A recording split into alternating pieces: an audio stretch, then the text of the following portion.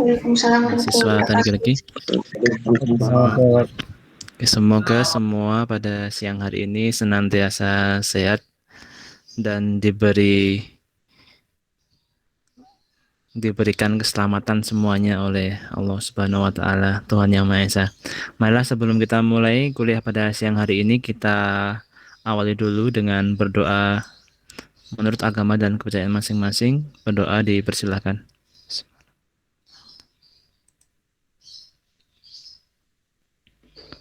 Berdoa selesai. Baik, ini karena pertemuan kita tinggal 2 lagi ya. Mohon maaf kemarin saya sekitar 2 pekanan ya, hampir 2 pekan ya, kurang sehat ya, agak kurang sehat.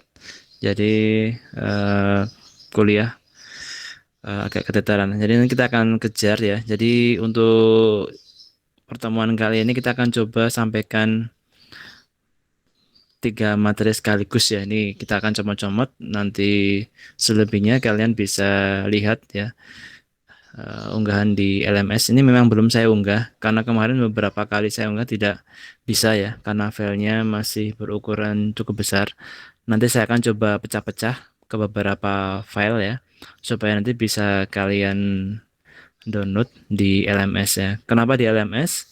Karena ini sebagai bukti juga ya kegiatan perkuliahan walaupun dengan blending learning ya, bukan dengan satu arah, tapi ini blending, ada dari Meet, kemudian dari unggah materi ya, Anda download materi. Beberapa kemarin kita lakukan juga dengan Anda mengikuti webinar ya. Kemarin sebenarnya saya ingin mengikuti yang di ini Tawada itu ya, cuma sayangnya di sana khusus untuk laboran. Bahkan saya juga tidak sempat mengikuti webinar tersebut ya. Semoga kalian yang kemarin saya rekomendasikan itu di Raman ya, spektrofotoskopi, itu bisa dilakukan, diserap materinya dengan baik ya, sehingga nantinya ya kalau kalian nanti pada saat seminar ataupun pada saat tugas akhir ya, yang tertarik ya, melakukan analisis ataupun kerja praktek misalnya ya di Badan Geologi ya. Jadi ada alumni Akprin dari Teknik Geologi yang bekerja di sana. Kemarin sempat memberikan kesempatan ya, nanti jika ada dari kalian yang tertarik ataupun interest terhadap ini analisis batuan, analisis petrografi maupun petrologi ya, unsur, ya, terutama dalam kategori unsur yang tanah jarang ini, karena kita tidak memiliki alat tersebut, yang Anda bisa mengirimkan atau mengajukan surat proposal ya untuk kerja praktek di sana. Nah, nanti saya akan rekomendasikan dari saya karena ini maksudnya terbuka sekali ya, dan belum pernah ada dari alumni Adprin yang magang di sana. Nah, baik. Sekarang kita akan masuk ke dalam ini. Saya akan coba langsung fokus ya ke bagaimana kita menggunakan klasifikasi batuan beku ya. Ini menurut kategorinya Russell ini ya. Karena ini yang beberapa kali itu sering jadi misleading ya dari kakak tingkat kalian yang sekarang sedang tugas akhir ya. Jadi ini kemarin sudah saya sampaikan di pertemuan yang awal. Saya akan ulas lagi ya. Kenapa kita menggunakan ini Russell ini, karena dia lebih lengkap ya secara skop, lumayan. Nah, jadi Russell Betravis ini yang paling familiar ya di lingkungan geologi ya. Jadi baik itu geologi Akprin ya maupun yang lainnya. Jadi adalah versi tabelnya batuan beku ya. Sebenarnya dia memiliki batuan sedimen dan batuan metamorf. Nah, saya tidak bisa menunjukkan karena bukunya entah kemana. Saya waktu beres-beres dari lab itu belum sempat saya cek lagi ya perpindahan bukunya. Jadi Russell ini punya 3 versi. Jadi dia ada versi batuan beku, sedimen, dan metamorf. Cuma yang sering digunakan dalam keseharian ya, dalam pemberian, dalam seminar, skripsi ya, itu adalah yang versi bacaan beku. Nah, jadi kita akan coba ulas di sini ya. Ini sudah ditranslate dalam bahasa Indonesia. Nanti Anda bisa cari di dalam internet ya, sudah ada. Kalaupun Anda mau mencari yang versi aslinya itu juga ada di dalam bahasa Inggris ya. Nah, tapi ini sudah ditranslate. Jadi intinya Pak Travis ini membagi ya eh, deskripsi petrografi batuan beku itu menjadi beberapa tahapan ya. Yang pertama kita jadi Anda harus melihat dulu warna batuannya. Jadi warna batuan beku itu apakah dia cerah ataukah dia intermediate itu antara cerah dan gelap ataukah dia gelap ataukah dia sangat gelap ya. Jadi pembagiannya itu terang, setengah gelap ya, intermediate, gelap, hingga yang sangat gelap. Nah, dari situ kita akan bisa melihat menyimpulkan di awal dulu ini adalah kategori batuan yang asam, intermediate, ataupun batuan yang basah maupun ultra basah. Nah, jadi dari warna dulu ya. Nah, syukur-syukur kalau mineralnya bisa Anda amati dengan mata telanjang ataupun dengan lup yang berbesaran 20 ya. Nah, kalau sudah teramati dengan mata telanjang ya itu kan memudahkan Anda ya.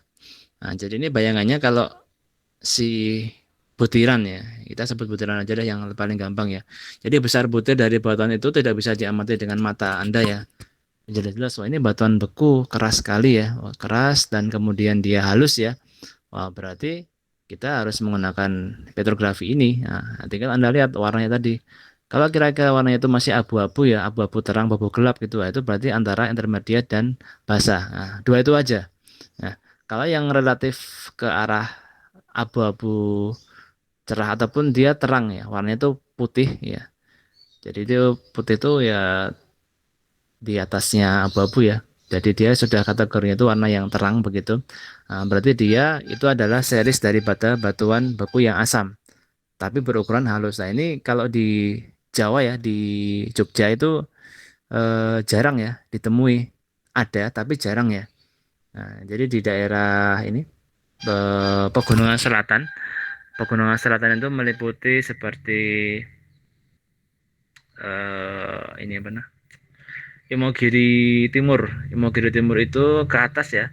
Di sana beberapa tempat dijumpai intrusi-intrusi yang bersifat asam. Nah, jadi riodasitik itu kalau kata Busri ya, riolit dan dasit. Nah, cuman saya tidak terlalu bisa melihat secara yakin ya, karena di sana itu kondisi batuannya sudah sangat lapuk.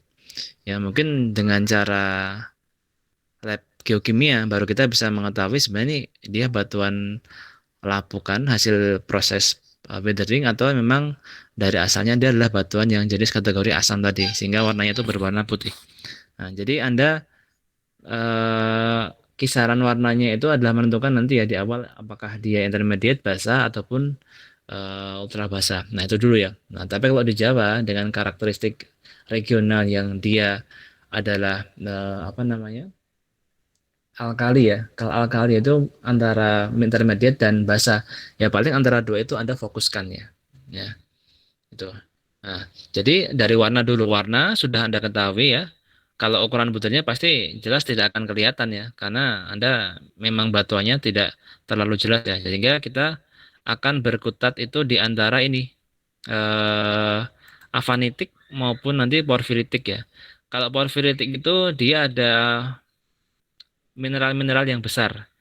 Jadi mineral-mineral besar itu mengambang di atas massa dasar yang halus. Massa dasar yang halus fine grain itu bisa berupa kristal, bisa berupa gelas. Nah, Anda amati ya. Nah, secara sekilas sebenarnya itu nanti kelihatan. Kalau itu gelas ya dia akan halus sekali, mata kita nggak bisa membedakan ya. Tapi kalau dia masih berupa kristal-kristal yang kecil ya, nah, itu berarti mikrokristalnya kecil ataupun mungkin nanti ada perlit ataupun juga bisa kriptokristalnya sehingga tidak bisa kita amati dengan menggunakan mata. Nah, tapi di sana ada mineral yang besar lah. mineral yang besar ini yang mengembang dalam masa dasar yang halus ya, itu disebut sebagai porfiritik. Nah, jadi teksturnya itu adalah tekstur porfiritik. Jadi kalau tekstur itu sudah jelas ya antara dua ya, porfiritik maupun avanitik. Nah, kalau yang faneritik ini harus mengkondisikan keberadaan mineral-mineral yang besar-besar ya dan jelas. Nah, Anda bisa amati dengan mata. Oh, ini gede-gede kristalnya, mineralnya bisa kita amati.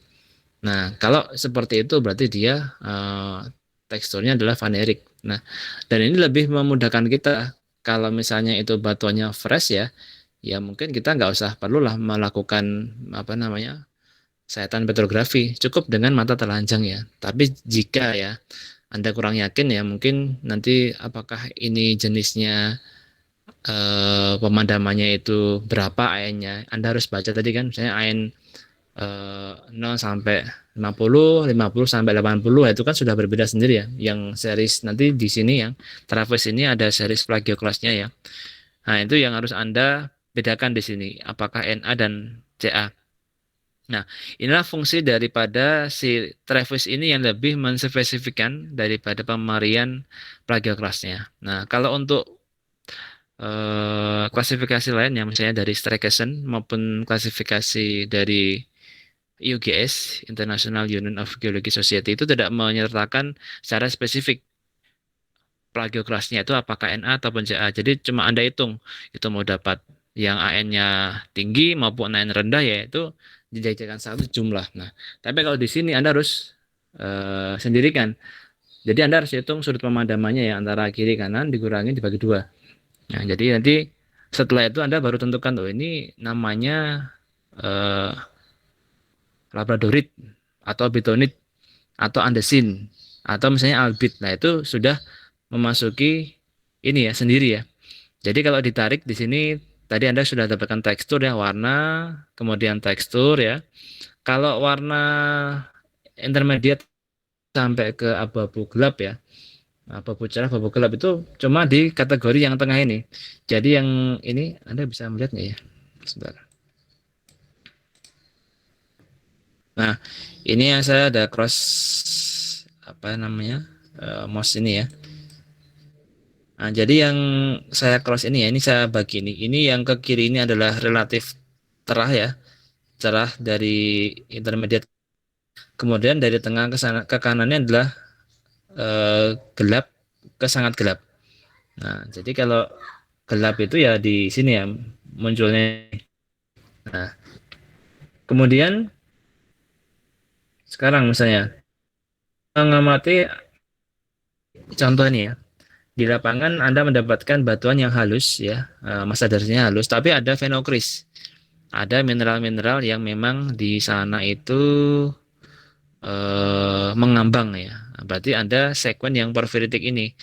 Nah, tapi warnanya gelap, gelap, gelap sekali, Pak. Ya, jadi antara gelap ya. Nah, berarti Anda masuk yang sekuen ini. Nah, begitu. Nah, kemudian Anda deskripsi ya. Oh, ternyata ada katakanlah plagioklasnya dominan, gitu kan. Plagioklas dominan. Nah, itu di situ nanti Anda picking ya. Satu plagioklas Anda kasih posisikan di crosshair ya, di benang silang. Kemudian Anda hitung berapa benang berapa sudut pemadamannya ya. Ya mungkin masing-masing ya. Kadang-kadang nanti ada perbedaan ya antara plagioklas satu dengan yang lainnya. Nah, itu wajar karena plagioklasnya adalah continuous series ya. Jadi dia kalau biasanya itu ada dalam suatu sekuen ya, dalam satu sayatan itu plagioklas yang berbeda tapi dalam keterlambatan yang sama, biasanya nanti ada tekstur yang muncul unik di sana. Itu adalah tekstur tekstur zoning.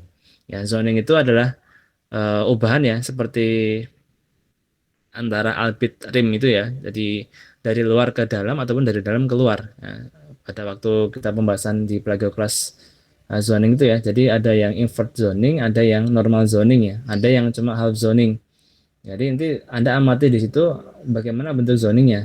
Kalau ada muncul seperti itu zoning, berarti ini ada penurunan daripada suhu ya. Nah, reaksi kimianya. Jadi dari tinggi ke rendah ataupun dari rendah ke tinggi ya. Tergantung nanti dari apa namanya? magma,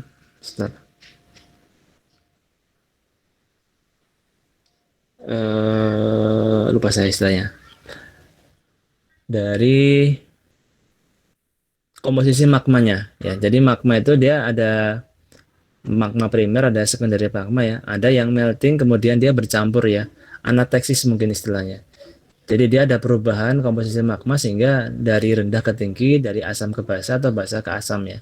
Nah, itu akan mempengaruhi dari komposisi si plagioklasnya. Nah, nanti ketika Anda sudah mengetahui plagioklasnya itu seperti apa, Anda tinggal di sini ya, di sini ini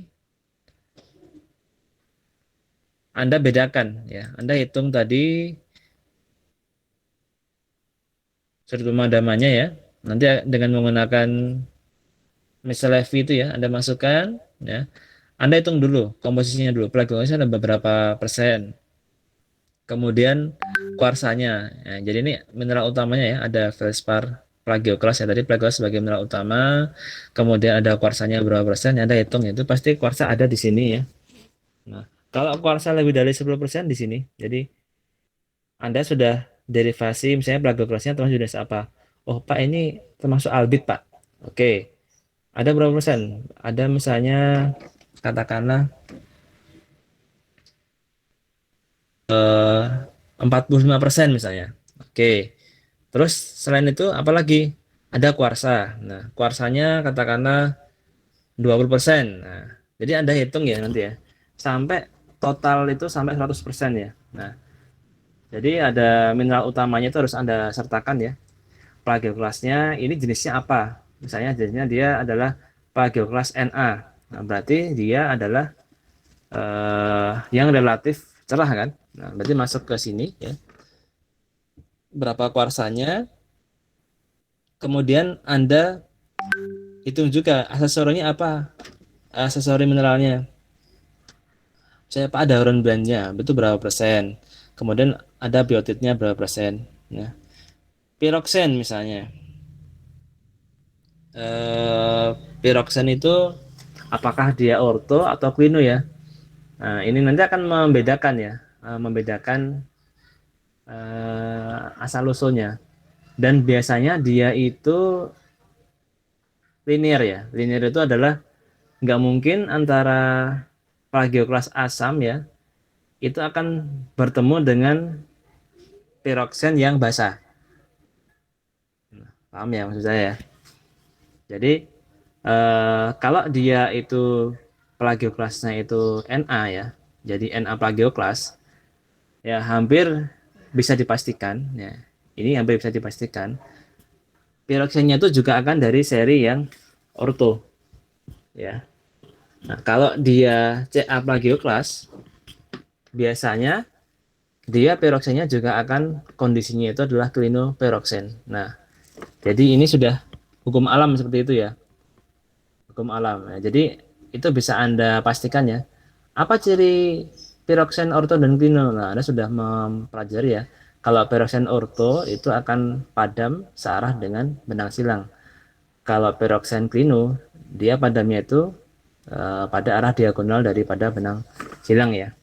Nah, dan sifat-sifat yang lain ya. Nanti Anda bisa amati. Jadi tidak semua sifat itu bisa Anda amati dalam suatu mineral ya. Itu sebagai penciri saja. Jadi kita bisa menyimpulkan oh ini adalah plagioklas jenis ini A, B. Misalnya dari sudut pemadamannya tadi yang kalau dia sudut pemadamannya besar berarti dia adalah plagioklas yang jenis yang Ca katakanlah seperti itu. Begitu juga orto ya, ortopiroksen. Dia mungkin akan padam pada posisi sejajar dengan sumbu silang. Kalau klino dia akan diagonal dengan benang silang. Nah, tinggal nanti Anda mana yang kira-kira itu bisa Anda deskripsikan ya. Nah, karena Anda tahu sendiri kan batuan di alam ya, mineral di alam, apalagi di Indonesia itu kondisinya ya tidak bisa seideal yang Anda harapkan ya. Misalnya sangat fresh gitu ya. Kali kalau Anda mengambil sampel itu dengan menggunakan data coring ya, dengan menggunakan bor, Anda bisa mengambil pada kedalaman yang cukup di bawah permukaan ya. antara 50 sampai 100. Nah, biasanya yang di permukaan itu sudah terpengaruh adanya proses pelapukan yang jelas ya, ada proses erosi oleh air, mungkin nanti oleh adanya apa namanya fisika, jadi sinar matahari yang mengenai, kemudian oleh air hujan, air asam ya, air evaporated water ya, batuan itu akan cepat rusak di permukaan ya daripada yang bawah permukaan. Nah, kalau di bawah permukaan itu Anda mungkin bisa ideal tadi. Anda mengamati mendeskripsi suatu sifat dari mineral ya. Nah, tapi kalau di permukaan ya Anda kemungkinan mungkin ya kita tidak diusahakan yang fresh ya. Tapi biasanya kondisi batuan itu tidak akan seideal yang di bawah permukaan. Nah, itu Anda harus yakinkan lagi ya. Tadi makanya dengan pengamatan mikroskopis sebelum Anda lakukan ya, Anda harus maksimal mungkin ya. Jadi apakah nanti batuan ini termasuk batuan beku, batuan sedimen metamorf itu kan dari eh, hasil penyimpulan Anda pada sampel ya sebelum dilakukan catatan petrografi. Nah, seperti itu. Berarti kita harus lakukan pemberian dulu Pak di dalam sampling hand specimen. Jelas ya. Jadi kita harus maksimalkan pemberiannya. Jadi kalau Anda mendapatkan sampel tuh Anda berikan dulu. Anda klasifikasikan dulu batuan itu apakah masuk batuan beku, sedimen maupun metamorf. Tuh. Terus yang kedua misalnya kasus nih, Anda ada kompetisi ya. Pak, kita ini ada kompetisi lomba membaca petrografi katakanlah. Kompetisi di bidang petrografi. Kita nggak tahu Pak sampel asalnya dari mana, dari batuan apa, cuma dikasih tahu lokasinya. Nah, tapi kita langsung diberikan gambar tentang petrografinya. Nah, disuruh menentukan nama batuan, ini jenis batuannya apa. Nah, itu kira-kira bisa nggak? Ya, kalau misalnya kita seperti itu ya, kita nggak tahu dari mana asalnya, dari pemberian sampel spesimennya seperti apa, tiba-tiba langsung disodori catatan petrografinya. Bisa nggak kita menentukan nama batuannya? Ya sebenarnya bisa, ya, bisa kita tentukan nama batuannya. Bagaimana caranya? Nah itu Anda harus perbanyak jam terbang ya. Jadi kalau kita melihat petrografi ya, antara batuan beku, sedimen, dan metamorf itu akan berbeda sekali penampakannya ya. Walaupun kita melihat kita nggak diberikan sampelnya katakanlah langsung disodori jebret gitu kan ini petrografinya misalnya batuannya apa namanya kita akan melihat dulu ya jadi Anda sudah belajar di petrologi ya tentang sifat-sifat ketiga batuan tersebut ya bagaimana sifat batuan beku bagaimana sifat batuan sedimen bagaimana sifat batuan metamorf ya lah itulah Anda harus combine ya jadi dikombinasi jadi bagaimana sifatnya kita langsung melihat detailnya ini melihat sampelnya bisa nggak bisa. Nah, jadi Anda harus combine daripada apa namanya bagaimana cara kita menginterpretasi dari sisi batuan tersebut. Ya, oke. Ada yang belum paham tentang yang saya sampaikan? Silakan ditanyakan. Jelas, Oke, Pak. silakan. Jelas. Oke. Jadi saya ulangi lagi ya. Vis ini pemberian pertama ya itu adalah warna tadi ya. Warnanya asam, warnanya terang, abu-abu, gelap atau sangat gelap ya. Kemudian yang kedua teksturnya, apakah dia masuk ke kasar ya, vanerik, porfiritik ataupun tekstur avanitik ya. Kemudian mineral utamanya setelah tapi sebelumnya Anda harus mengamati dulu secara sekilas ya kondisi sayatan ya secara umum. Misalnya eh, ada struktur-struktur tertentu misalnya di situ ya. Misalnya ada batuan terkekarkan ya, kemudian terisi oleh eh, isian tuh seperti urat misalnya uratnya itu apa ya nanti baru Anda jelaskan di deskripsinya ya. Nah, itu secara umum. Nah, nanti kemudian secara khususnya Anda ini komposisi kimia, komposisi mineral, sorry. Mineral utamanya Anda tulis plagioklas. Nah, plagioklasnya apa? Nah, tadi cirinya AN sekian sekian sekian gitu kan. Terus dia kembarannya apa? Misalnya ada tekstur khususnya, misalnya ada zoning ya. Terus bentuknya bagaimana ya? Seperti Anda memberikan di mineral optik ya. Kemudian eh, selanjutnya kuarsa seperti apa? Berapa jumlah kehadirannya, persentase, butirannya seperti apa? Apakah dia apa namanya tidak teratur ya? Kemudian setelah kedua mineral utama tadi, misalnya ada mineral utama yang lainnya, feldspar, misalnya ada feldspar yang selain plagioklas ya. Misalnya Anda mau di sana eh, muncul mineral sanidin ya, tapi ini nggak mungkin ya kalau muncul sanidin di sini di intermediate basa ya, itu sesuatu yang anomali ya. Ataupun nanti muncul void. Nah, Vespatoid misalnya. Nah, Vespatoid itu kalau muncul Vespatoid ya, berarti mungkin saja dia minim kuarsa ya. Ataupun kuarsa nggak ada di sana. Bisa ya. Bisa kemudian itu kuarsa kurang dari 5% ataupun kuarsa tidak hadir ya. Kalau muncul mineral void, ya, Vespatoid ya. Nah, tapi di sini Anda harus jelaskan apa voidnya. Misalnya ada mineral cyanide ya, ada aigerin, analsim ya. Sama seperti ketika Anda memberikan plagioklas, nggak mungkin cuma Anda tulis plagioklas 30% ya. Ini plagioklasnya apa ini? Nah, itu kalau di Travis ya. Jadi Anda harus definisikan ini plagioklasnya yang seperti apa. Begitu juga void ya. Fosfatod itu apakah dia aigerin, apakah dia anasim ya, ataupun yang lainnya, cyanide ya. Nah, jadi khusus di Travis ini memang sedikit spesifik ya supaya Anda bisa menentukan daripada eh, nama batuannya. Nah, kalau di Staycation atau di IUGS itu void juga sama ya, dia di bagian bawah ya, cuma tidak disertakan voidnya apa. Nah, saya tapi tetap Anda harus berikan daripada jenis voidnya ya. Kalau Spartoid itu tidak jarang muncul ya di sekuen di daerah Jawa ya, kecuali memang ada anomali. Nah, dia hadir di kisaran daerah seperti Bangka, Belitung ya, di mana? Kepulauan Riau ya. Di sana eh, terdapat batuan itu ya, monsosienit, ada sienit ya, ada monso granit itu di sana itu muncul ya di daerah Bangka Belitung ya. Jadi yang sangat miskin kuarsa. Oke, eh, jadi nanti tinggal Anda tarik ya. Kalau sudah ketemu tadi, tinggal Anda persentase sampai dengan 100% ya.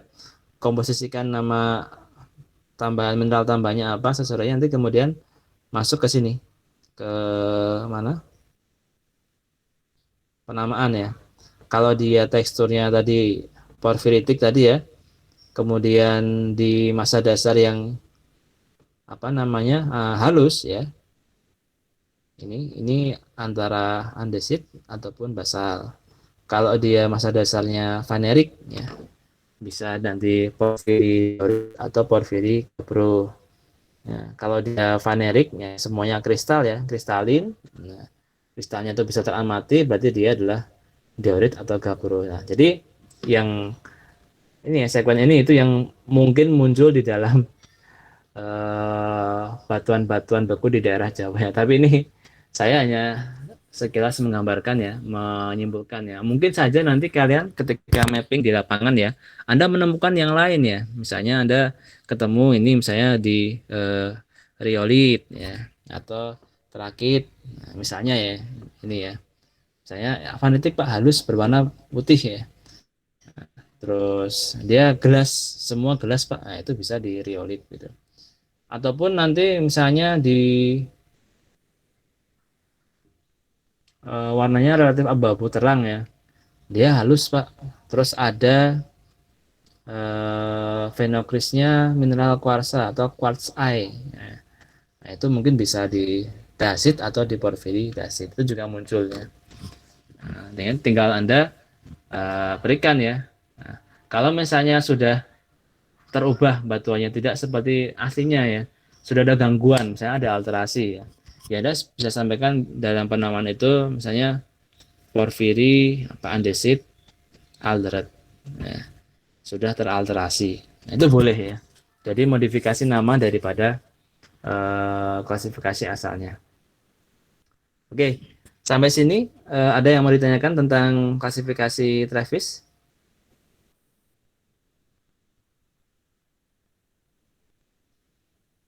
Ada yang mau ditanyakan? Jelas, Pak. Jelas ya? Tidak, Pak.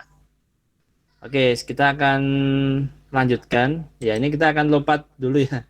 Lompat-lompat ini ya. Mohon maaf supaya nanti bisa terpenuhi ya. Oke. Nanti Anda bisa baca-baca sendiri tentang batuan beku ya.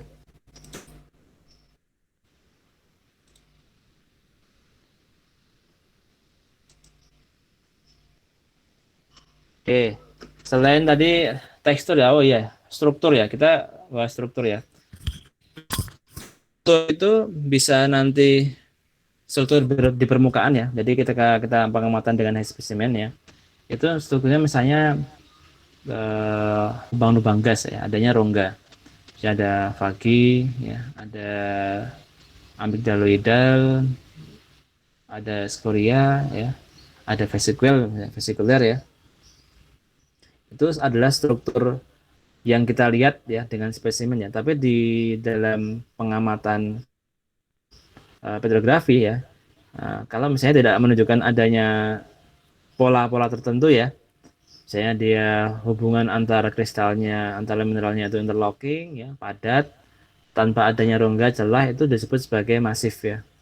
Nah, tapi kemungkinan batuan-batuan yang beku yang berstruktur masif itu dijumpai pada batuan-batuan beku dalam ya, atau mungkin di layer yang bagian dalam. Nah, tapi kalau dia intrusi yang sudah dekat dengan permukaan ataupun batuan ekstrusi ya, kebanyakan dia akan memiliki tekstur, struktur yang berongga ataupun berlubang-lubang ya. Nah, nanti ketika diamati ya di dalam petrografi, dia akan tampak seperti ya rongga-rongga yang memang itu seperti apa ya berlubang ya, gerowong-gerowong gitu. Akan tampak sekali ya ketika dengan sayatan petrografi karena memang di sana ada namanya sebuah space yang ataupun void yang tidak terisi oleh mineral ya. Nah, kalau pada sedimen ya, sedimen di batuan sedimen itu ada namanya larutan blue dye. Blue dye itu adalah yang ketika diteteskan pada sayatan yang di batuan sedimen itu dia akan mengisi rongga, vak ataupun celah-celah di batuan sedimennya itu sebagai porositas ya. Jadi akan dihitung sebagai porositas. Nah, Blue Day itu dia menempati berapa daripada suatu sayatan petrografi di batuan sedimen sehingga kita bisa menghitung berapa nilai porositasnya ya. Nah, ini pada aplikasi di batuan sedimen ya untuk menghitung porosity, untuk menghitung permeability ya dari persentase porositasnya. Jadi berbeda itu Anda akan mengisi rongga-rongga di dalam batuan ya, pertama di batuan sedimen yang porus, kemudian dia akan dihitung nanti di dalam pengamatan batuan tersebut. Oke, ini kita kembali ke batuan beku dulu ya. Ini adalah struktur masif ya. Nah, ini ada struktur skoria ya. Jadi dia kalau dalam hand specimen ya, itu ada lubang-lubang yang tidak teratur ya. Nah, ini ada rongga-rongganya ya, rongga ya. Ketika dia dalam pengamatan paralel, dia akan berwarna putih. Dalam pengamatan cross, dia rongganya akan berwarna hitam ya. Ini ya, 1, 2, 3. Bisa dilihat ya. di kursor saya. Ya, ini rongganya 1, 2, dan 3. Oke, kemudian saya akan lompat lagi ya. Nah, ini ada namanya tekstur terakit ya. Terakitik itu adalah tekstur aliran ya. Ada orientasi arah aliran daripada lava. Ini adalah batuan-batuan beku yang memiliki sifat aliran ya. Berarti dia adalah ekstrusi, membeku di luar ya. Jadi dia ada source, ada tempat untuk pengendapan batuannya ya. Source itu adalah tempat munculnya pertama kali di permukaan, kemudian dia mengalir ya, melewati lembah. Nah, kemudian dia akan terendapkan, bukan terendapkan ya, akan membeku di tempat relatif yang di bawah begitu ya. Nah, sehingga dia mengalir ya. Nah, model seperti ini itu akan memperlihatkan tekstur trakitik seperti ini ya. Jadi ada alirannya seperti ini, ada perlitik ini ya. Ini apa namanya? Mengalir begitu ya. Ada aliran dari ini misalnya dari kiri ke kanan. Ini ada seperti gelombang begitu ya. Hampir mirip seperti foliasi ya pada batuan metamorf. Tetapi ini adalah eh, tekstur di batuan sedimen ya.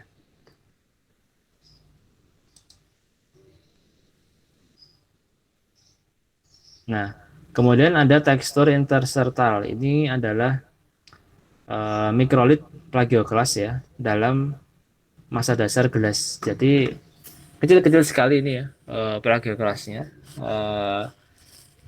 Minor atau mikro plagioklas itu adalah mikrolit plagioklas ya. Kalau dia di zoom dengan perbesaran mungkin 40 minimal ya. Itu kan 40 ya, 4 kali 10, 40, kemudian 10 kali 10 100 dan 400 ya. Misalnya Anda mengamati nanti kok kelihatan kecil-kecil sekali, Pak. Ya, itu harus Anda perbesar ya dari lensa objektifnya ya. Anda ganti ke 10 ke warna merah ya. Biru itu 40, merah itu 10, kuning itu adalah 4 ya. Jadi 4 10 kali 10 itu 100 ya. Nanti baru Anda zoom itu akan tampak dia punya kembaran. Nah, berarti ini adalah plagioklas ya, walaupun dia mikro, kecil ya, mikrolit plagioklas ya. Nah, dia berada di dalam masa dasar gelas. Nah, ini yang berwarna hitam kecoklatannya adalah gelas ya. Hitam-hitam kecoklatannya adalah gelas. Kemudian ada yang eh, butiran hitam. Nah, kalau gelas tadi itu di sayatan sejajar, dia akan relatif berwarna coklat gelap ya. Kemudian apa namanya di sayatan kronikal, dia akan coklat gelap eh, gelap sekali ya. Tapi kalau mineral opak ya, mineral opak itu di sejajar dia gelap hitam ya, di posisi cross juga hitam. Nah, ini di sini nih yang berwarna hitam ya, mineral opaknya adalah magnetite ya. Biasanya kalau seperti ini ya, ini adalah pada batuan-batuan yang basaltik ya, mungkin bisa basal ya, karena dia halus ya. Kemudian dicoba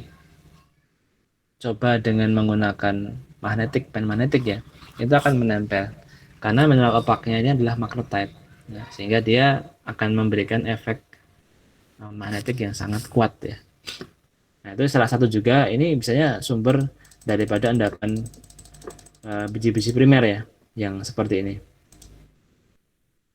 Kemudian tadi tekstur porfiritik, nah ini adanya kristal besar ya, mineral yang besar ya, phenocryst di dalam masa dasar mineral yang halus atau kristal yang halus ya. Nah, kalau masa dasar halusnya itu berupa gelas semua, disebut sebagai vitrophilic. Kalau phenocrystnya itu berkelompok, ya, kemudian tumbuh bersama-sama dengan masa dasarnya ya, disebut sebagai glomeroporfiritik. Jadi ini contohnya adalah batuan beku. Ya ini bisa batuan beku tengah-tengah nih ya, dekat dengan permukaan, tetapi dia sifatnya adalah basah, ya, basah hingga ultra basah ya. Jadi ada massa dasar yang besar ya. Ini masih kristal ya. Kalau yang bawah ini ada olivin ini yang berwarna hijau. Kemudian ada yang berwarna ungu ini ya. Ini masih olivin. Kemudian di dalam massa dasar plagioklas ya, plagioklas ya. Nah, ini adalah batuan ekstrusi ya, lava di Hawaii. Itu kesehatannya seperti ini.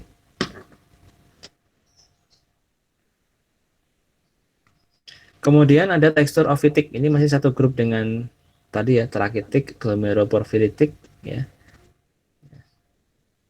Jadi kalau ada plagioklas ya, yang dia acak sebarannya, ini plagioklasnya ya, tampak sekali ini. Dia tidak menunjukkan tekstur aliran. Kalau aliran itu ada arah ya, seperti pola ya, seperti hampir mirip seperti foliasi, tapi dia ada aliran ya. Nah, ini acak sekali plagioklasnya, nah, tapi dikelilingi oleh mineral peroksen. Nah, ini ya, ya, ataupun olivin. Nah, ini disebut sebagai ofitik. Kalau plagioklasnya lebih gede ya daripada si olivinnya ataupun peroksenya, disebut sebagai subofitik. Jadi si mineral ferromagnesiannya, yaitu apakah peroksen maupun si olivin, dikelilingi oleh plagioklas ya, ini ya. Ya, ada plagioklas ya, ini disebut sebagai subofitik.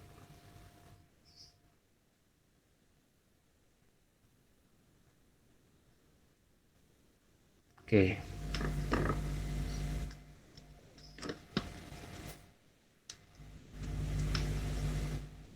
Nah, oke, mungkin itu ya secara sekilas ya tentang batuan beku ya. Nah, ini akan saya berikan sampel-sampelnya.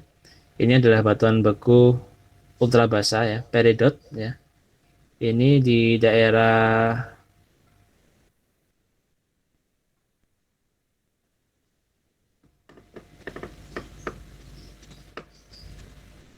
ini bukan di tempat kita ya. Tapi sebenarnya ini ada di Kalimantan Selatan ya, di daerah Pegunungan Meratus. Dari mulai Kalsel ke Kaltim ya. Kemudian di zona obsolete ya di daerah Sulawesi, pulau-pulau kecil di daerah Maluku ya. Dia adalah batuan basement atau batuan sumber daripada nikel ya. Itu adalah peridot. Ya. Nah, nanti Anda bisa masukkan ke dalam klasifikasi IOGS ya di batuan apa namanya batuan ultra basic ya ataupun batuan basic ya. Nah, ini adalah cross nikelnya ya. Bisa kita lihat ini dominasinya adalah olivin dan peroksin. Olivin dan peroksin. Nah, peroksinnya mungkin juga ya. Kalau kita lihat di sini akan cenderung yang ke quino, bukan yang ke orto ya. Karena orto relatif lebih ke arah terang ya. Kalau quino itu dia karena asal mulanya adalah Ca piroksen ya, sehingga dia akan relatif bersuhu tinggi ya, berdekatan dengan mineral-mineral yang ferromagnesian. Nah, ini adalah basal ya. Basal yang kaya akan olivit. Ini sayatan paralelnya. Ini adalah sayatan cross nickelnya. Ya. Ya. Pasti dapat dipastikan ya. Dapat dipastikan kembali kalau si olivin ini memiliki bentuk belahan yang tidak teratur ya. Ini kita, coba kita lihat ya. Nah, pasti dia akan rusak-rusak seperti ini ya. Kenapa seperti itu? Ya karena memang si olivin itu dibentuk pertama kali ya ketika pembekuan awal ya pada suhu tinggi ya. Kemudian ya dia merupakan mineral yang labil ya. Dia tidak resisten, tidak kuat terhadap proses pelapukan ya, sehingga dia akan mengalami proses kerusakan ya. Nah, bentuknya akan tidak teratur, bentuknya tidak jelas ya, seperti ini. Tak. Nah, ini basal. Nah, tadi mirip yang di tekstur interstellar tadi ya. Yang hitam-hitam ini adalah mineral opak ya, mineral magnetite ya. Ini adalah mikrophenocryst ya. Jadi mikrolit plagioclase ini di sini disebut sebagai mikrophenocryst ya of plagioclase. Nah, jadi ini sebenarnya adalah istilah lain untuk mikrolit plagioclase ya. Nah, ini adalah cross polarnya ya ataupun sayatan cross nikelnya. Juga di batuan-batuan lelehan ya, ekstrusi ya di daerah Hawaii. Nah, ini kalau di sini di mana Pak? Ya Anda bisa ke Lava Bantal ya. Nah ini mirip nanti mungkin seperti ini ya. Kalau di Jogja itu di Kali Tirto ya. Kali Tirto itu di Brebah. Tapi di sana mungkin nanti akan kalau Anda niatnya benar ya bisa searah dengan aliran daripada lava ya. Itu nanti akan kelihatan tekstur alirannya, traketiknya ya. Ini sebenarnya ya hampir ada seperti traketik ini ada aliran ya dari atas ke bawah begitu ya. Tapi di sini sudah mulai acak ya. Nah ini mungkin ada sedikit ubahan daripada proses yang terjadi. Ini adalah batuan dolerit ya. Ini cross nikelnya. Ini olivine gabbro. Nah ini adalah cross nikelnya ya.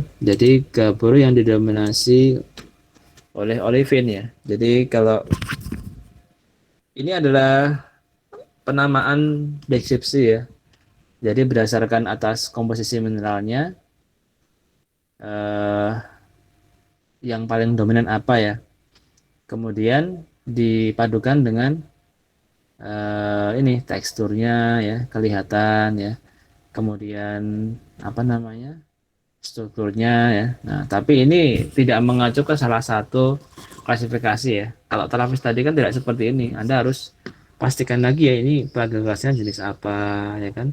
Terus ini mineral apa yang berlangsung di sini ya. Ini ada mineral yang berwarna hitam ini ada olivinnya, ada peroksenya ya. Peroksenya apakah dia nanti yang orto apa yang kedua kan kita nggak tahu. Itu harus di deskripsi sedemikian detailnya ya dalam pemberian fotografi. Ya, pokoknya ini adalah gambaran umum ya.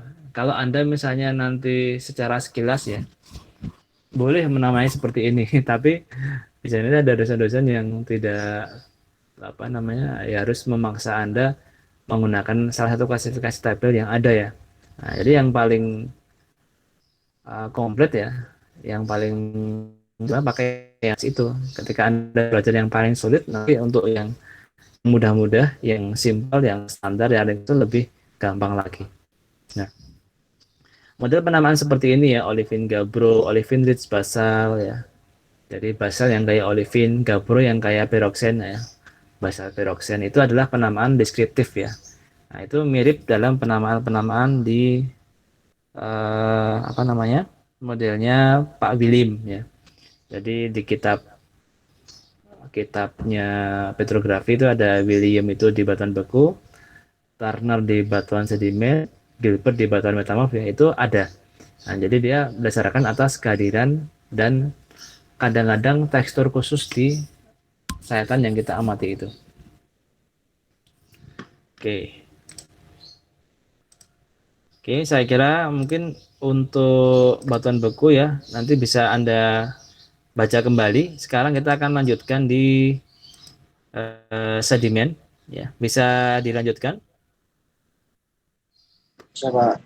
Ya, ini baru 28 saja yang bisa mengikuti ya, hadir ya. Yang lain belum gabung. Oke. Tidak apa-apa, saya akan lanjutkan ke presentasi Sudah, batuan beku sudah. Oke, selesai, cukup ya.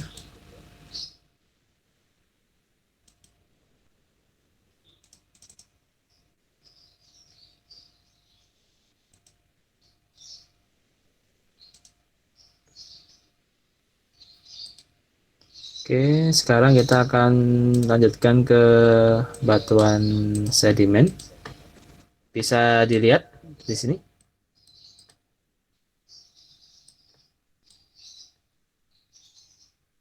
Bisa dilihat di slide ya.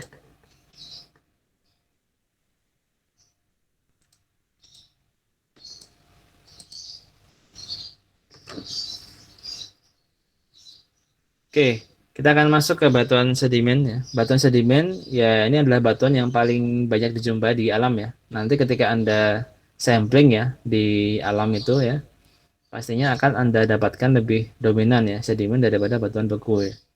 Nah, kadang-kadang batuan sedimen ini memang terlalu mudah, tapi bisa juga menjadi sesuatu yang sulit ya kalau tidak kita cermati dengan sebaik mungkin ya. Nah, jadi untuk pemerian di batuan sedimen itu Anda bisa tentunya sama seperti di batuan beku ya. Anda harus melihat dulu sampelnya seperti apa ya. Kalau kita bisa melihat sampelnya, nanti kita bisa membayangkan ya. Oh, nanti kedepannya itu namanya adalah di batuan ini ya. Misalnya Anda sampling di lapangan ya. Anda melihat batuannya halus ya. Halus, kemudian ada komposisi yang sangat lunak ya. Ini mungkin kategorinya lempung ya, tetapi di satu sisi dia ngejosnya kenceng. Nah, ini bisa mungkin masuk dalam kategori batu lano ke atas ya, atau ke batu lempung, atau ke batu napal ya misalnya. Atau kalau tidak napal nanti ketemunya adalah batu lempung ya, atau lempung karbonatan. Tapi kalau batu lempung karbonatan itu komposisinya karbonnya tidak terlalu banyak ya, dia hanya menyertai, ngejosnya tidak terlalu berlebihan ya. Tapi kalau dia batuan karbonat ya yang berukuran lempung ya, itu misalnya kalsilutit begitu ya, ketika dia di atas CaCl dia akan ngejos dengan kuat ya. Nah, itu menunjukkan ini adalah termasuk dalam kategori batuan-batuan karbonat ya. Kemudian yang selanjutnya, kalau ukurannya itu masih ya dengan mata kita sudah tidak bisa teramati ya, Anda misalnya harus menggunakan loop ya. Nah, di loop itu ada butiran-butiran misalnya. Oh, ini berarti dia sudah masuk ke ukuran pasir medium ke pasir halus ya. Nah, ini memang bisa kita aplikasikan dengan menggunakan petrografi. Nah, nanti apakah itu ngejos, apakah itu tidak ngejos ya, itu nanti akan menentukan dari klasifikasi.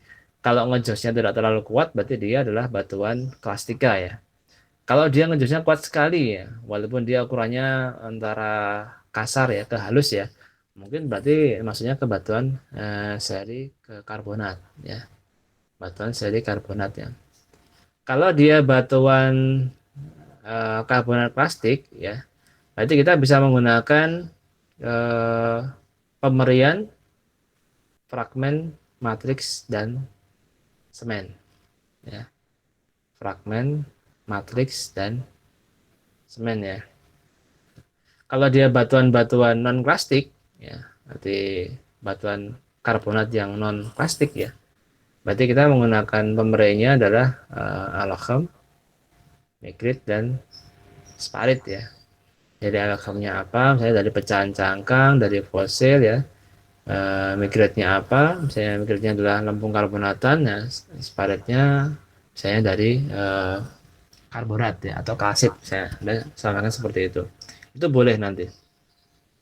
Nah, cuma nanti kita akan comot-comot saja, ini tidak kita sampaikan jelas dengan detail ya. Nanti Anda bisa pelajari sendiri di rumah ya. Yang penting Anda sudah tahu konsepnya dulu. Nanti dalam pemerian batuan-batuan tersebut.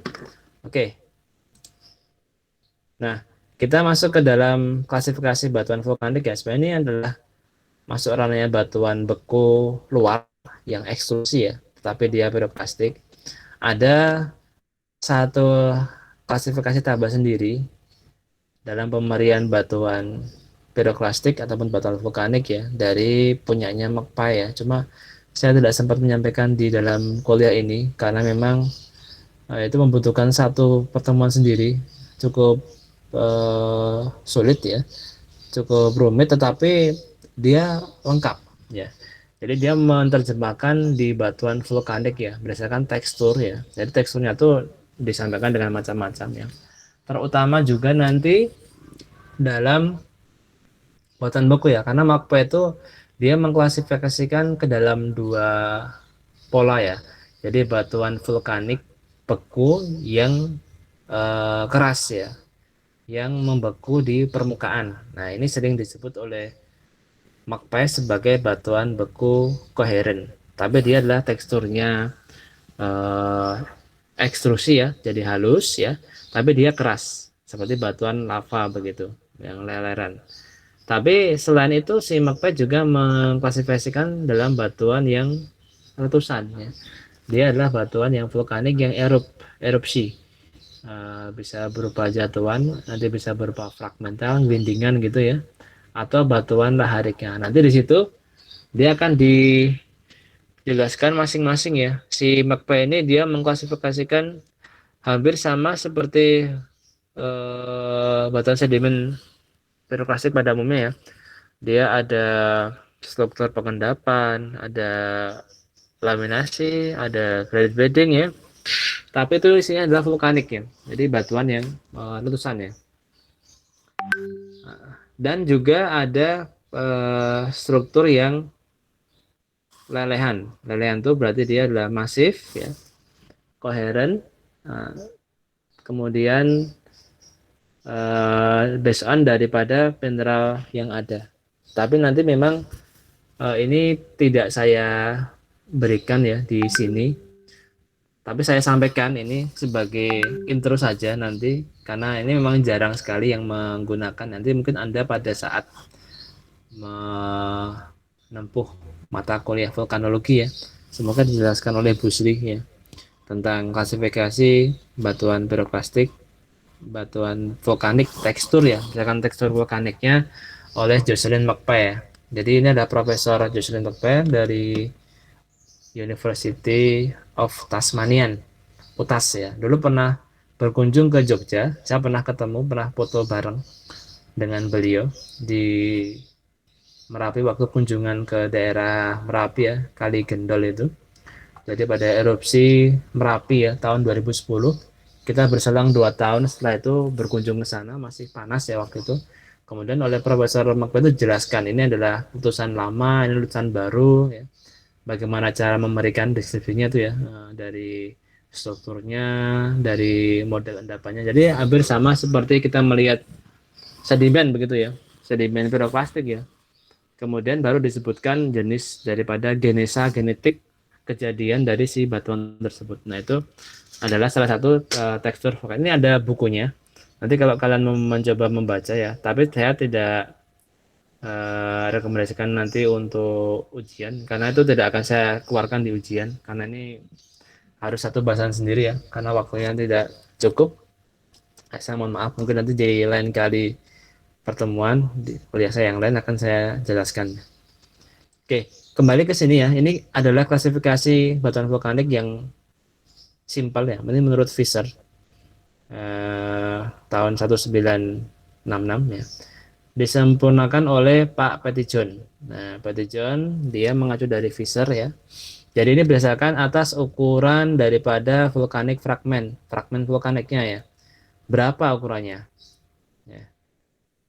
Jadi kalau si Fisher ini ya, dia ada gelas, ada rock fragment dan kristal. Cuma tiga itu aja. Ya, jadi tinggal dihitung persentasenya. Kalau dia dominan kristal 100% berarti posisinya di sini ya. Kalau dominan gelas 100% di sini, kalau dominan rock fragment di sini. Nah, kemudian di sini adalah ukurannya. Kalau ukurannya halus ya, berarti ukuran kurang dari 2 mm itu adalah abu ya atau ash. Kemudian kalau dia 2 sampai 64 itu adalah lapilli. 2 sampai 64 mm adalah lapilli ya. Jadi kalau ukuran sedimen di Wentworth itu 2 mili sampai dengan ukuran boulder katakanlah ya. 64 itu adalah lapili. Kemudian lebih dari 64 milimeter ya, bongkah ya. Nah, itu adalah blok atau bom. Nah, ini ya. Kalau blok itu kotak-kotak ya. Kalau bom itu adalah relatif bulat ya. Dia relatif bulat. Jadi tinggal dilihat di lapangannya ya. Ini seperti apa nanti. Ya. Jadi ini teramati dengan menggunakan eh, apa namanya mata ya. Nah, tinggal Anda masukin ke sini. Kalau dia dominannya adalah labeli, sebenarnya kita nggak perlu melihat ini ya dengan petrografi. Tapi kalau Anda meyakinkan kembali ya, apakah itu labeli atau ash ya. Kalau blok dan bambu kan pasti kelihatan dengan mata karena ukurannya gede-gede ya. Tapi antara lapili dengan as ini karena dia 2 mili ya. 2 mili pun tuh kelihatan. Karena kalau di saran tipis fotografi itu kan eh, diameternya dari mikroskop petrografi ya, dari kiri ke kanan itu yang bulat ataupun nanti yang kotak ya. Itu jaraknya adalah sekitar 3 mili. Jadi ada 3 bagian kalau Anda bayangin dibagi 3 gitu ya. 3 mili itu adalah diameternya ya. Jadi kalau Anda bagi 3 itu per bagian itu adalah 1 mili. Nah, jadi kalau ukuran lapili 2 mili, ya 2 mili itu dia sebagai dominan ya mungkin akan memenuhi dari separuh lebih pengamatan di petrografi ya, catatan petrografi. Nah, tapi kalau asnya ukuran yang paling halus atau abunya ini dia kan kurang dari 2 milimeter. Nah, itu kalau dia dominan ya berarti namanya sudah dipastikan adalah TUF gitu ya. Seperti itu. Nah, ini adalah dari Fisher ya. Nanti persentasenya tinggal Anda hitung. Ini 50% di tengah-tengah, 70% di ini ya. Namanya juga sudah jelas ya. Ini adalah Black Pyroclastic ataupun nanti aglomerat ataupun juga Black Lapilli, Black Tuf ya. Kalau dekat ke Lapilli ya Lapilli, kalau dekat ke Tuf ya Black Tuf ya. Lapilli Tuf. Kalau dominan Lapilli adalah batu Lapilli ya Lapilli Stone. Kalau dia Tuf ya. Nah, seperti itu. Oke, saya akan langsung melompat ke ini ya. Ini klasifikasi Vogt ya. Ini khusus untuk klasifikasi batu pasir. Ya, jadi kalau sedimen itu banyak di batu pasir ya. Kita fokuskan ke batu pasir yang kasar ya sampai ke halus. Ya. Nah, komposisinya kalau utamanya itu pasti dia akan derivasi dari batuan-batuan yang mengandung mineral-mineral kuarsa dominan ya. Jadi akan ada kuarsanya, ada rock fragment ya. Kemudian ada feldspar ya. Jadi ini adalah khusus untuk batu pasir ya yang memiliki matriks kurang dari 15%. Apa itu matriks? Ya, kembali lagi ke matriks pemerian ya. Anda memberikan ataupun sampling batuan di lapangan ya secara megaskopis itu Anda berikan dulu sebelum nanti Anda bawa ke petrografi ya. Anda harus lihat satu hand specimen itu antara apa namanya fragmen dan matriks ya. Kalau Anda melihat butirannya kok seragam gitu kan, atau Anda nggak bisa melihat butirannya, atau anggap aja yang halus itu lebih dominan ya. Nah, Anda tinggal persentase itu kan. Kurang lebih antara yang kasar dengan yang halus dominan yang mana ya. Nah, kalau dia dominan yang kasar ya, butirannya kok agak lebih berwarna cerah gitu ya katakanlah.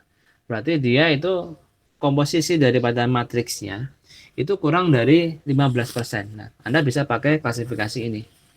Jadi itu akan berwarna relatif lebih cerah karena dominan si kuarsanya.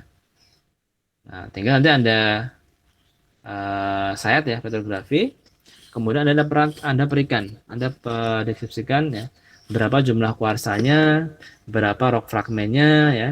Kemudian di sini ini ada feldsparnya ya. Feldspar itu bisa mungkin dari pecahan batuan asam misalnya ada sanidin, ada orthoklas ya, ada misalnya microclean ya. Ini adalah mineral-mineral yang tahan banting ya. Dia tidak akan apa namanya mudah lapuk ya, mudah hilang ya. Karena dia relatif lebih stabil ya daripada mineral-mineral ferromagnesian. Nah, kenapa di sini tidak dicantumkan olivin dan piroksen, Pak? Nah, kenapa? Ya karena mineral-mineral itu pasti sudah akan habis dulu ya dalam proses litifikasi. Ya, jadi terlapukan, kemudian pecah dari batuan asal, dia tertransport ya, ada media, misalnya ada air, angin, asam gitu ya, mengandung komposisi yang asam ya. Sehingga kalau mineral-mineral ferromagnesian itu olivin dia akan larut dulu, hilang duluan dia. Jadi yang tinggal adalah mineral-mineral yang relatif lebih asam daripada yang ultramafic tadi. Nah, sehingga seperti feldspar ya, ini ada granit ya, granit di sini adalah mineral-mineral yang di dalam granit ya, mungkin ada seperti feldspar yaitu potas feldspar itu dia dominan di situ ya, pasti akan tertinggal ya. Dan fragmen gneiss, nah ini tentatif ya, nggak mesti ada. Tapi kalau Vesparnya itu pasti ada di sana dalam bentuk ya. Kalau di dalam pemberian sedimen itu boleh Anda menyebutkannya adalah Vesparnya. Ya. Oke, Vesparnya Anda hitung berapa persennya, kemudian kuarsnya berapa persen. Nah, kalau ada batuan lain, pecahan batuan lain misalnya ya, all other rock fragment, misalnya fragmen dari batuan yang lainnya apa yang bisa masuk ke situ ya. Saya batuan yang selain batuan yang asam, selain batuan granit ya, ataupun fragmen daripada gneiss ya. Masih ada sedikit batuan andesit ya, boleh dimasukkan sini. Ataupun jika dia tidak dominan ya mungkin tidak ada. Gitu. Jadi cuma ada kuarsa dan feldspar lah, tinggal Anda persentasekan misalnya. Kalau misalnya kuarsanya 90%, kemudian feldsparnya cuma 5%, rock fragment yang lain selain feldspar ada 5%. Nah, berarti otomatis di sini antara subarkos, sublit iron atau quartz arnite ya. Jadi dia adalah dominan kuarsa ya atau batu pasir kuarsa. Oke. Kemudian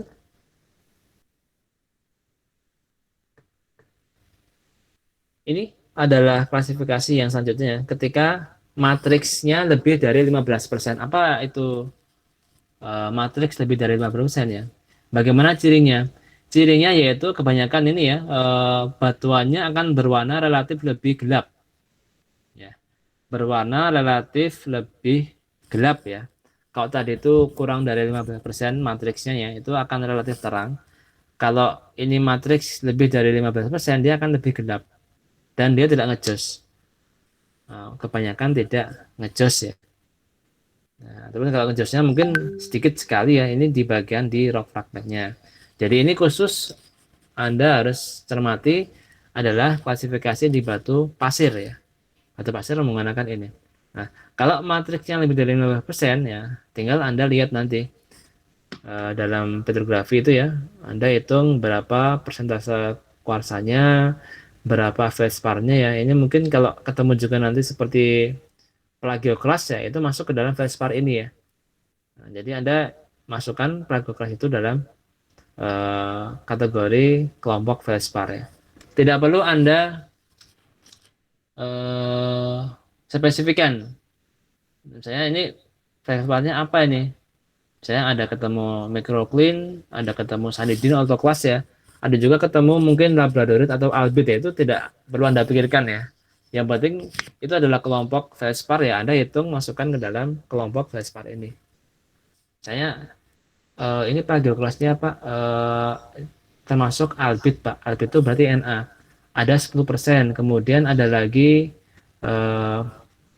misalnya andesin 20% misalnya. Kemudian ada sanidin 10% dan ortoklas 5%. Nah, itu Anda total ya dari si feldspar ini kelompok ya. Ada berapa persen Anda masukkan ke dalam grup feldspar ya. Kemudian kuarsanya misalnya Anda hitung ketemu katakanlah 40 ya. Ini 40 tambah 45 berarti sudah sekitar 95. Sisanya rock fragment. Nah, 40 tambah 45 itu adalah 85. 15% adalah rock fragment. Nah, berarti ya dominannya adalah kuarsa ya. kuarsanya itu adalah 45% ya di sini ya. Kemudian feldspatnya 40% dan rock fragmentnya katakanlah 5% apa 19% berarti di sini. Nah, berarti ketika perpotongan itu ya, kemudian diarsir itu ada di sini ya. Nah, namanya berarti kurang lebih adalah feldspathik gravik. Nah, jadi nama petrografi batuan Anda adalah feldspathik gravik. Nah, kalau misalnya nama lapangannya itu batu pasir apa mungkin batu pasir gelap ya, batu pasir cerah itu misalnya Anda nggak bisa mendeteksi atau mungkin Anda katakanlah batu pasir feldspathik ya, karena ada komposisi feldspar plagioklas di sana. Batu pasir plagioklas ya. Boleh itu nama lapangan ya. Nah, kemudian nama petrografinya itu harus Anda posisikan dalam seperti ini. Feldspathic Gravik. Kalau di sini dominasi kuarsanya jadi quartzwick. Kalau ada litiknya ya, nah, itu rock fragment sedikit tadi ya, itu adalah litik Gravik. Nah, seperti itu jadi kurang lebih daripada pemarian di sedimen. Oke, nanti untuk karbonatnya Anda bisa baca-baca sendiri ya di dalam slide ya. Kemudian ini yang terakhir saya akan coba eh,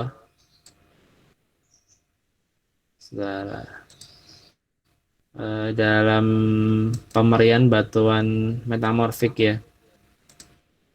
Metamorfik ini oke.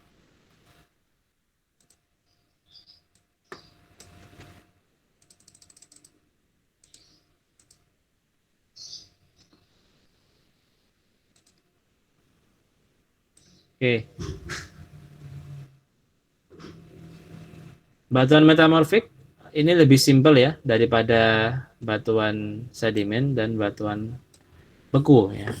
Jadi metamorfik ini ada beberapa unsur pemerian ya. Jadi kita bisa melihat asalnya ini batuan apa ya.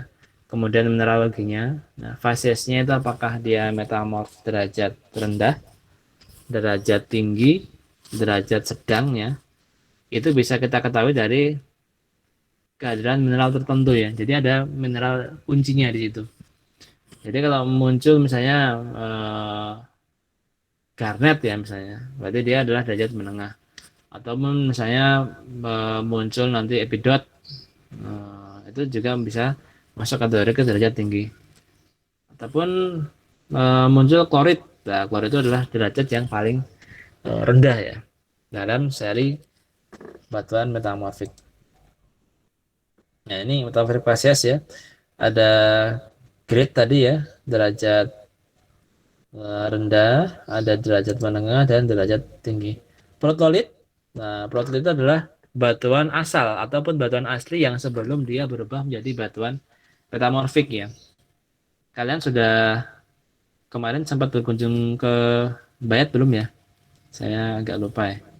Kalau sudah, ini saya anggap sudah aja ya. Nanti mungkin nextnya setelah moga-moga pandemi sudah berakhir ya.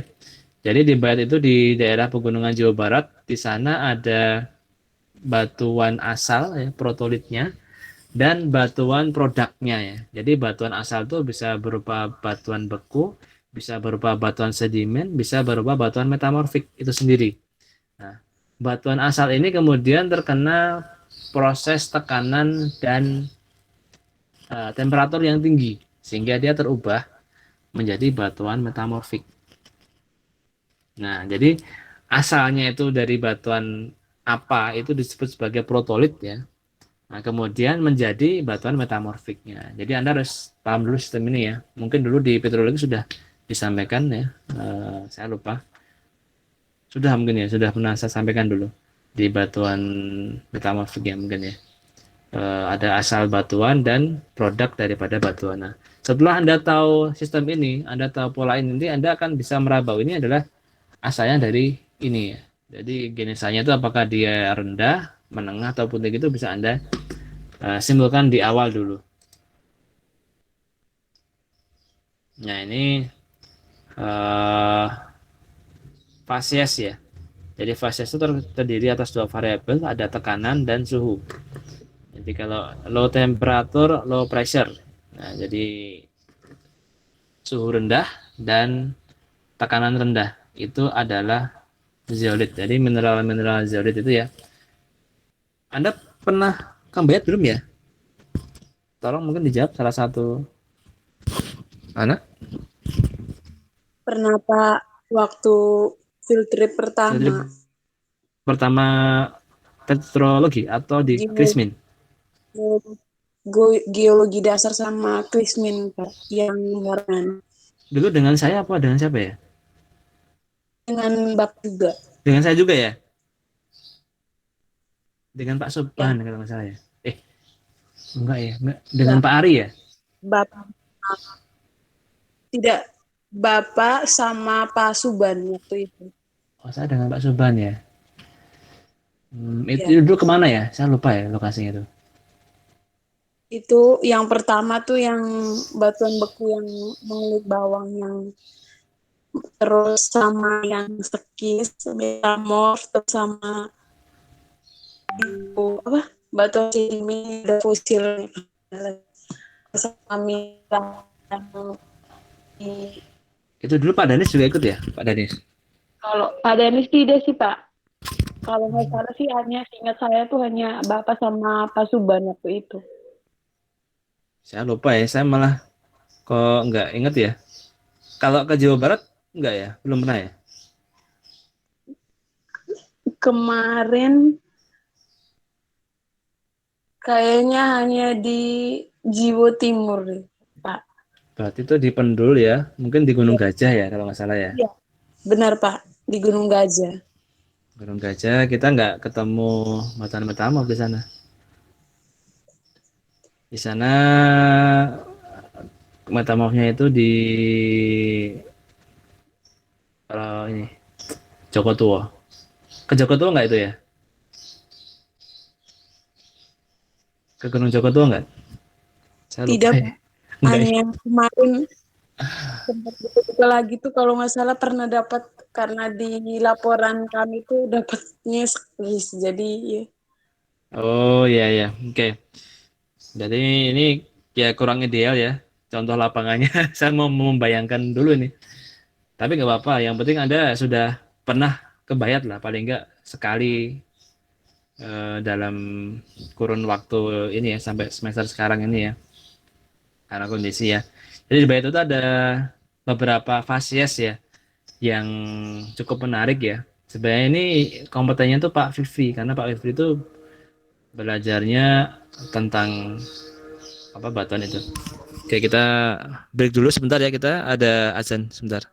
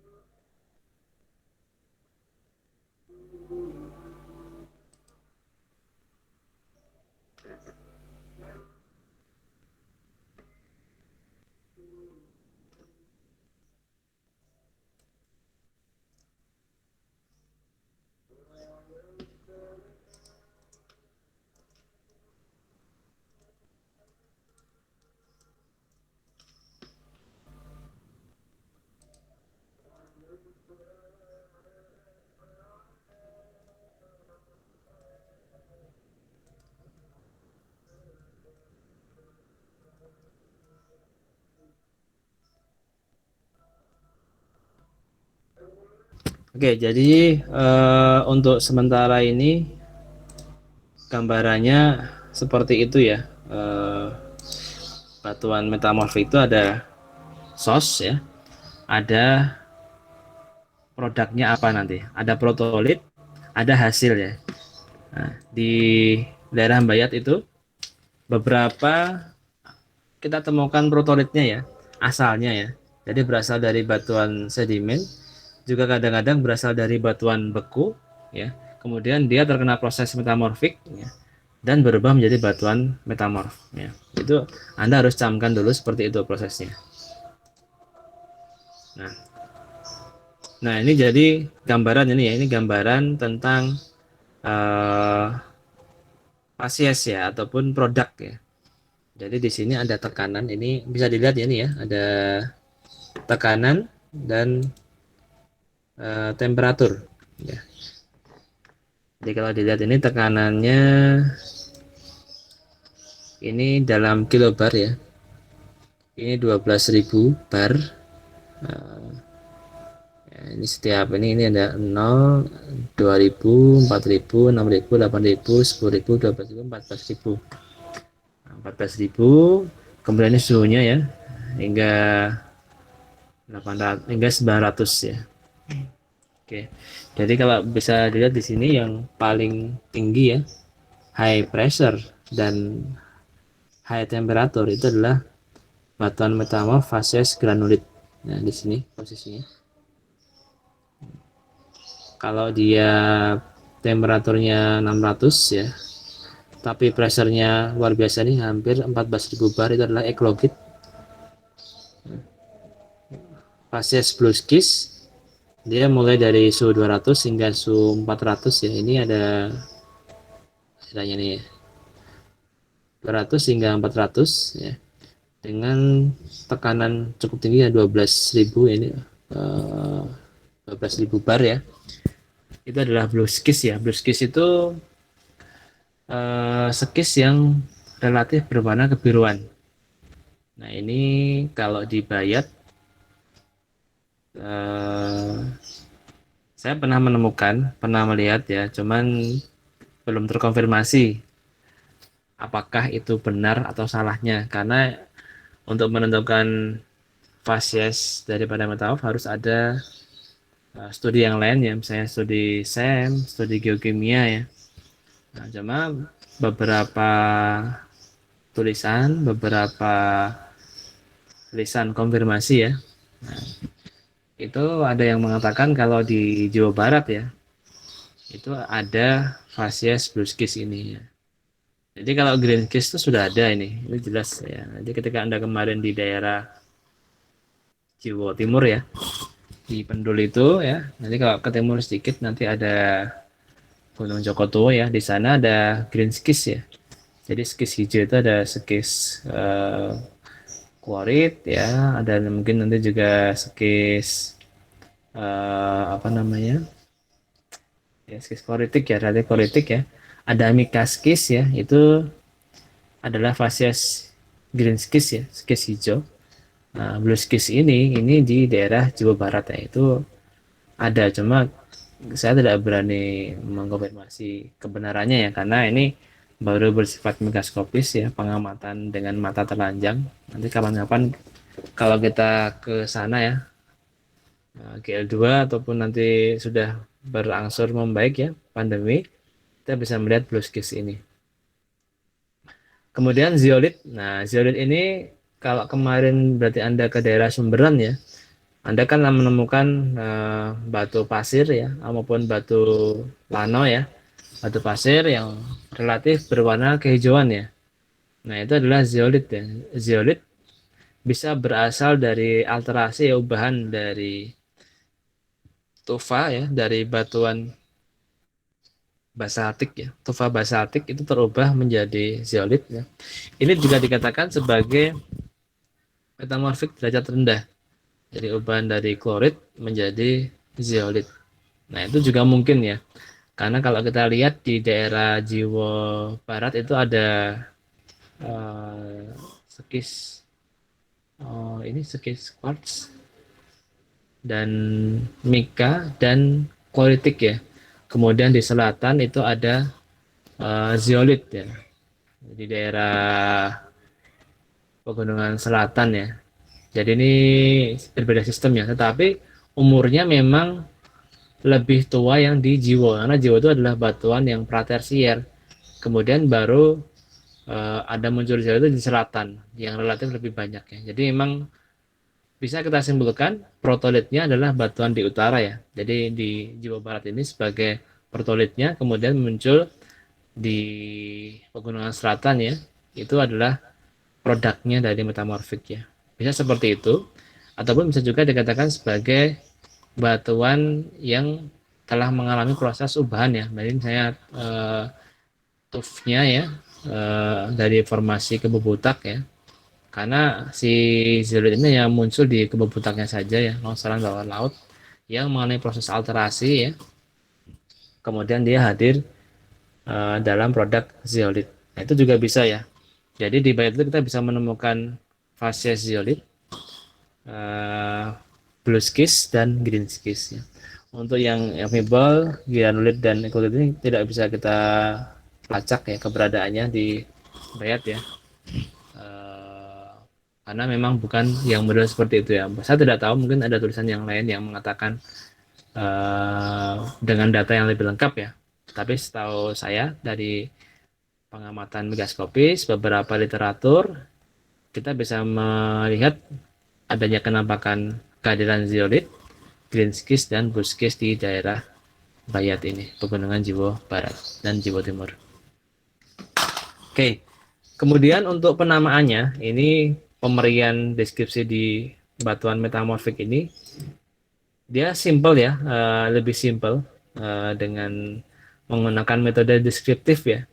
Jadi Anda tidak perlu menghitung berapa jumlah komposisinya, persentasenya.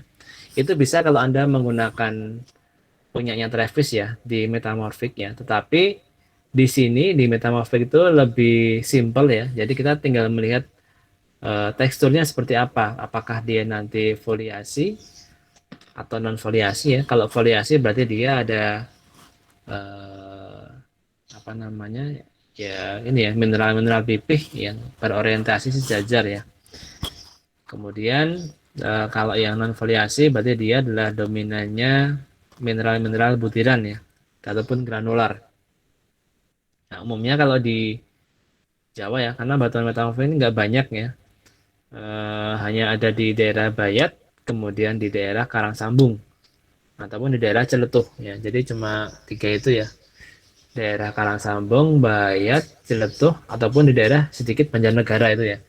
Banjarnegara dan Waduk Waduk apa itu yang di timur Karangsambung itu, lupa saya namanya. Waduk Sempor ya. Ya, Waduk Sempor itu dia perbatasan antara Banjarnegara dengan Kebumen kalau nggak salah ya. Di arah barat itu ya. Itu kalau pada tepi waduknya itu kita bisa temukan batuan-batuan metamorfik ya. Jadi dia bagus sekali tuh di sana, cukup ideal. Kita bisa melihat salah satu fasies ya. Kalau di Karangsambung itu kompleks ya. Kemarin informasinya ada fasies juga derajat tinggi ya ditemukan di sana. Sehingga ini memang cukup menarik ya. Jadi kita tinggal mengatakan kalau mau memberikan nama ya di batuan metamorfik secara batografi tadi ya. Dengan kita lihat dulu teksturnya ya, apakah itu foliasi atau non foliasi. Kalau foliasi kita lihat berapa bagaimana foliasinya ya. Apakah dia memang halus, smoothing begitu ya, atau ada perbandingan mineral butiran dan mineral pipihnya ya. Sama seperti ketika kita sampling ya. Jadi sampling itu kita sudah bisa mengindikasikan, oh ini apakah foliasi atau apakah non foliasi. Nah, kemudian kita lihat mineralnya bagaimana ya. Kalau kuarsa berarti dia sudah berubah ya, kuarsit begitu ya. Kemudian kalau apa namanya, kalsit ya, mungkin dia juga sudah berubah menjadi apa namanya, marble begitu ya. Karena memang akan adanya perubahan daripada mineral ya. Kemudian struktur khusus misalnya di Bayat di daerah Jawa Barat itu ya, di sana kadang-kadang kita juga menemukan model pembentuk ya struktur yang eh, di dalam sayatan itu ya foliasi tetapi dia ada bending dan patah. Nah, itu mungkin bisa disebut sebagai microfold ya, foliasi, microfold, bending ya. Nah, ini macam-macam ini nanti. Anda harus perhatikan di dalam pengamatan Hans-Spencer-nya seperti apa dulu ya. Jadi Anda baru bisa menyimpulkan nanti di dalam petrografinya. Cukup dengan komposisi mineral, dengan teksturnya ya, nanti itu masuk dalam fasesnya apa. Nah, kalau pertama seperti itu ya. Tapi memang ini jarang-jarang ya, jarang-jarang kita dapatkan ya kalau tidak pada zonasi kayak di Bayat, kayak di Karangsambung ya. Nanti Anda yang memetakan di daerah Karangsambung dan sekitarnya ya, Banjarnegara itu akan menemukan batuan metamorf ini ya. Jadi ya bisa menggunakan klasifikasi di sini. Oke.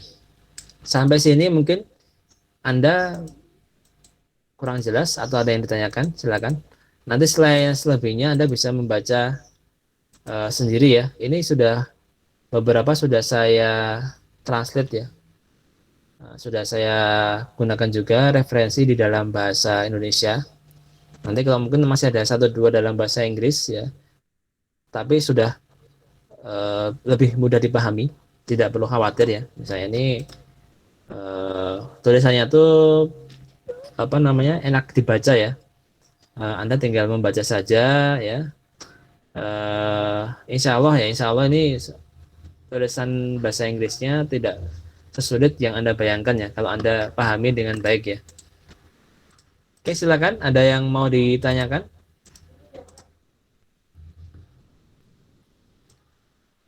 Karena ini besok sudah UAS ya.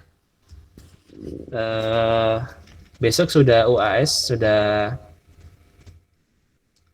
apa namanya?